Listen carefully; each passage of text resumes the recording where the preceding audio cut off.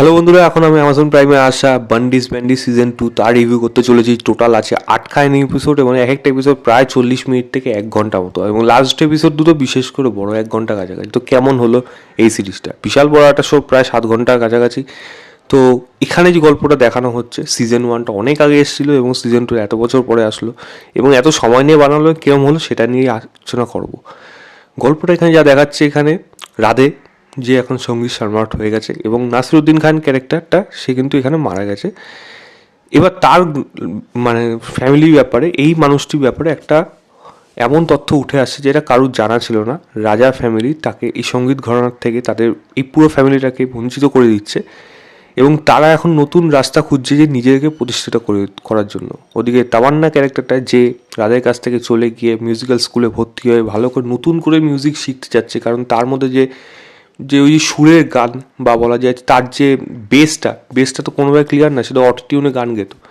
সেও একটা এরকম মিউজিক্যাল স্কুলে যাচ্ছে এবং সেখানে সে নিজেকে গ্রুম করছে এবং তার সাথে দিব্যা দত্ত তার গ্রুম মানে তার টিচার হিসাবে থাকছে এখানে। এবং সেও একটা এরকম নিজেকে প্রতিষ্ঠিত করার চেষ্টা করছে এবং তার মাঝখানে এখানে একটা নতুন কম্পিটিশন হয়ে দাঁড়াচ্ছে, আইবিসি, ইন্ডিয়ান ব্যান্ড চ্যাম্পিয়নশিপ। সেখানে এরাও অংশগ্রহণ করছে এই স্কুলের পক্ষ থেকে এবং মানে রাধেরাও অংশগ্রহণ করছে নিজের ফ্যামিলি ঘরানাকে বাঁচাতে নিয়ে। তো একটা সময় এরা ফেস অফ করছে এবং বাকি অন্যান্য জায়গায় ব্যান্ডরা রয়েছে। এবার আলটিমেটলি এদের মধ্যে কী হবে? এরা তো এক সময় এক্স লাভার ছিল, এখন তো রাইভাল হয়ে দাঁড়ালো। এদের লাইফটা কোন জায়গায় যাচ্ছে এবং মিউজিক্যাল জার্নিতে কে কোথায় কোন জায়গাটা অ্যাচিভ করতে পারছে, এই নিয়ে সম্পূর্ণ গল্প রয়েছে। এর থেকে বেশি জানতে হলে আপনাকে অ্যামাজন প্রাইমে এই সিরিজটা দেখতে হবে। দেখুন, একটা কথা বলে দিই, এই সিরিজটা কিন্তু আমি যেটা থাম্বনেল লিখেছি, মিউজিক্যাল ব্রিলিয়ান্স, এর ফার্স্ট পজিটিভ দিক ওটাই। মিউজিক যেই লেভেলে নিয়ে গেছে এই সিরিজটার মধ্যে, জাস্ট আলাদা একটা নেক্সট লেভেল। যেটা নিয়ে আশঙ্কা ছিল বা একটু ডাউট ছিল যে হবে তো, শঙ্কর রাসাল নেই, সেটা কিন্তু হবে তো, হ্যাঁ হয়েছে। এখানে ওয়েস্টার্ন মিউজিক অ্যান্ড ইন্ডিয়ান ক্লাসিক্যালের যে ফিউশন যেই জায়গাগুলো রয়েছে, মানে লিটারেলি গুজবাম দেওয়ার মতো, মানে আপনি হাততালি দেবেন, মানে কনসার্টে যাই, আমি গিয়ে দেখি। আমি তো এখনও বলছি, চোখে আমার জল আসছে। কালকে রাত্রে দেখেছি আমি, মানে এখনও ভাবছি সেই জিনিসগুলো। কি কাজ হয়েছে, মানে রক কনসার্টে একটা রক থিমটা হলো রক মিউজিক হবে, বাট সেখানে ক্লাসিক্যালের কীভাবে ইনভলভেন্স রয়েছে, ফাটাফাটি ছিল ওই জায়গাটা। মানে রাজীব চাইলাঙের যেই ওই সে নিজেই এই জায়গাটা মানে দেখাচ্ছে যে সেই গানটা গাইছে, রাধের বাবা সেই গানটা গাইছে। দারুণ ছিল ওই জায়গাগুলো এবং ওখানে যে ছোটো ছোটো মিনিংগুলো আমি পরে বলছি। মিউজিক্যাল ব্রিলিয়েন্স এই কাজটার মধ্যে জাস্ট নেক্সট লেভেল চলে গেছে, নেক্সট লেভেল চলে গেছে। মানে এই কনসার্টটা যে একে অপরের সাথে কম্পিটিশন হচ্ছে, জাস্ট আউটস্ট্যান্ডিং। মানে গানগুলো জাস্ট টেরিফিক ছিল, টেরিফিক, মানে গানের জন্য বেস্ট বলা যায়। অসাধারণ গানগুলো, জাস্ট অসাধারণ। এবং গানের মধ্যে দিয়ে যে কথা বলার ভাষা, মনের ভাবনা, সেগুলো যেভাবে প্রকাশ পেয়েছে, সত্যি অসাধারণ। গানকে যদি সবথেকে বেশি এই সিনেমার এই সিরিজের যদি হাইলাইট হয়, মানে এই মেন হিরো হলো হাইলাইট, মানে গান, তবে পারফরমেন্সও কোনো দিকে খামতি যায় না। সবার থেকে ভালো যদি পারফরমেন্স আমার বেশি ভালো লাগে শিবাজারটা এবং অতুল কুলকার্নি, সঙ্গে রাজীব তাইলাম। এই তিনজনের পারফরমেন্স কিন্তু এবারে সব থেকে বেশি ভালো এবং তারা কিন্তু তাদের রোলটা বেশ ভালোভাবে প্লে করেছে। ছোট্ট রোলে দিব্যা দত্ত কিন্তু মনে দাগ কাটবে এবং তার শায়রি, তার ওই জায়গাগুলো কিন্তু বেশ ভালো। সঙ্গে এখানে সঙ্গ দিয়েছিল, ক্যামিও করেছিল আমাদের অর্জুন রামপাল, সে কিন্তু বেশ ভালো ছিল এখানে। এবার আমি যদি লিডের কথা বলি, মানে ঋত্বিক ভূমি এবং শ্রেয়া চৌধুরী, মানে রাধে তামান্না, তাদেরও পারফরমেন্স ইকুয়ালি ভালো, তারাও খুব ভালো পারফর্ম করেছে এখানে। এখানে আপনারা আলিয়াকে দেখতে পারবেন, যাকে আপনারা জওয়ানে দেখেছিলেন, ঝাল্লি যাকে বলা হয়, তাকে খুব মিষ্টি লেগেছে। তার পারফরমেন্সটা আমার বলবো এখানে বেশ মজাদার ছিল, কিউট ছিল ব্যাপারটা। বাকি যারা যারা ব্যান্ড মেম্বার ছিল, প্রত্যেকের পারফরমেন্সই কিন্তু এখানে ভালো। এখানে অনেকে মারা গেছে, যেমন কিছু আর্টিস্ট যাদেরকে একজনকে রিপ্লেস করা হয়েছে। এদের কাকার যে রোল ছিল সে এখানে রিপ্লেস করা হয়েছে। তার জায়গাটা মনে হয় আমার মনে হয় তাকে একটু সাইডলাইন করেই করা হয়েছে, বাট ওই আর্টিস্টটাকে কিন্তু খুব মিস করছিলাম। ওই আর্টিস্টটা খুব ইনভলভমেন্স দরকার ছিল এখানে, সেটা একটু মিস হয়ে গেলো। বাট যে করেছে তার পারফরমেন্স আমার এখানে ঠিকঠাক লেগেছে। এখানে বাকি দিয়ে পারফরমেন্স সবারই ভালো। যেমন টেকনিক্যালি সিরিজটা বেশ ভালো, প্রচণ্ড পয়সা খরচা করে বানানো হয়েছে, এটা নিয়ে কোনো ডাউট নেই। মিউজিকটাকে নেক্সট লেভেল নিয়ে গেছে, শুধু রাজস্থানের মধ্যে সীমিত রাখেনি ব্যাপারটাকে, মানে প্যান ইন্ডিয়া লেভেলের ব্যাপারটা একটা নেওয়ার চেষ্টা করা হয়েছে, যেটা আমার বেশ ভালো লেগেছে।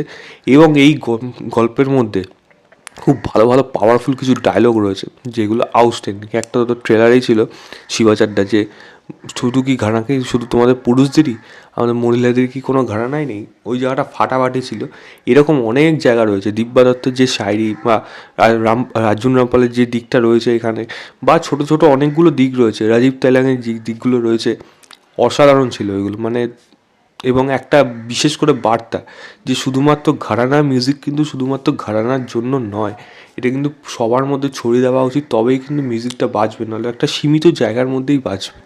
এই এত সুন্দরভাবে দেখানো হয়েছে একটা, মানে এমন যাদের দিয়ে দেখানো হচ্ছে মনে হচ্ছে প্রথমত তারা হয়তো এই ঘরানা মিউজিকটাকে নেগলেক্ট করে বা ঘৃণা করে, বাট আলটিমেটলি না, সেটা লাস্টে যে মীমাংসা যেভাবে আসছে আপনার কিন্তু ভালো লাগবে।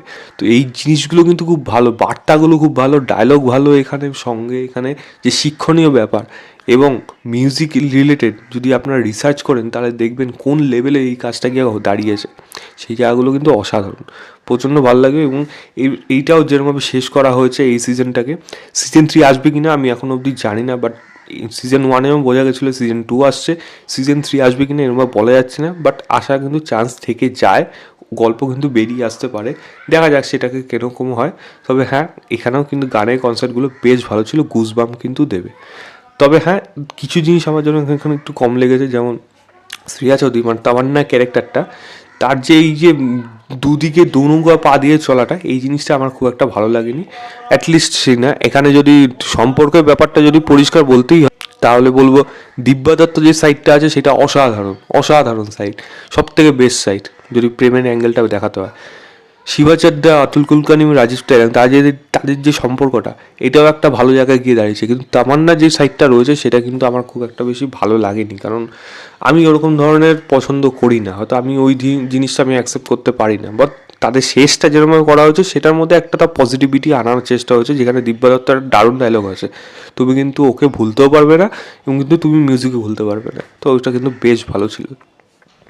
কিছু কিছু ছোট জিনিস আছে যেগুলো, অনেকগুলো ক্যারেক্টার এখানে দেওয়া হয়েছে, যেমন যশস্বিনী সম্ভবত দেওয়া, ওই মেয়েটার যে সাইডটা সেখানে কিন্তু ভালোভাবে উঠে আসে না। সিমিলারলি এদের কাকার অ্যাঙ্গেলটা একদম ঠিকঠাক উঠে আসে না। এরকম ছোট ছোট কিছু কিছু জায়গা রয়েছে যেগুলো এই কাজটার মধ্যে একটু খামতি থেকে গেছে। এবং নাসিরুদ্দিন সাহেব আমার মনে হয় কিছু বোধহয় পুরনো ঝলক দেখানোর প্রয়োজন ছিল, কারণ এখানে একটা নাসিরুদ্দিন সাহেব একটা লুকোনো জায়গা ছিল, বা বলা যায় একটা নতুন ইতিহাস জানা যায়, সেটা যতটা ইন্টারেস্টিং, কিন্তু নাসিরুদ্দিন সাহেব যদি সেই সময় যদি কিছু ঝলক পাওয়া যেত, কারণ ওই শোয়ে কিন্তু নাসিরুদ্দিন সাহেব একটা জান ছিল, এখানে কিন্তু আমার মনে হয় সেখানে একটু মিস করেছে, তো সেটা হলে আরও একটু বেটার হতে পারতো। তবে এই শোটা কোনোভাবেই খারাপ না, আমি অবশ্যই বলবো এটা গিয়ে দেখুন। মিউজিক্যাল সেন্স যাদের আছে তারা তো ভালো লাগবেই, যাদের লাগে না তাদেরও ভালো লাগবে। এটা একটা মারাত্মক শো হয়েছে, মাস্ট রেকমেন্ডেড। আমি এই সিরিজটাকে 7.5 দেবো আউট অফ 5, ইভেন 8ও দিতে পারি আউট অফ 5, এই মানে ইভেন 4ও দিতে পারি আউট অফ 5, বাকিটা আপনাদের ব্যাপার, গিয়ে দেখতে পারে। তো এই ছিল আমার ওভারঅল রিভিউ ব্যান্ডিজ সিজন 2 এ। ভিডিওটা ভালো লাগে লাইক শেয়ার, চ্যানেলটাকে অবশ্যই সাবস্ক্রাইব করে দেবেন। বাই।